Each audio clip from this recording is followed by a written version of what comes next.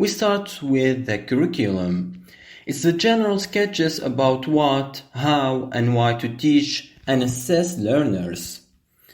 Another definition, according to Conklin, 1984, it's the general statements about language learning, learning purpose and experience, evaluation, and the role relationships of teachers and learners. Now to the syllabus.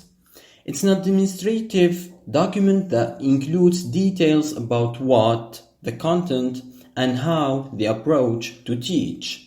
Also, it acts as a framework to decide how to create the course. What is the course? It's a set of lessons that usually lasts a semester and leads to a certain level, a position within a program. And what is a program? It's a series of courses that usually lasts 2 years or more and leads to a certain degree or diploma.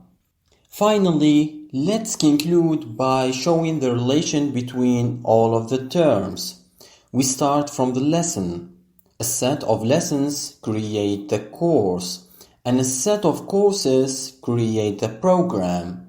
Now, how do we create the program? From the syllabus, because it contains details. But how do we create the syllabus? Starting from the sketches, which have no details, also called as the curriculum. Thank you for watching.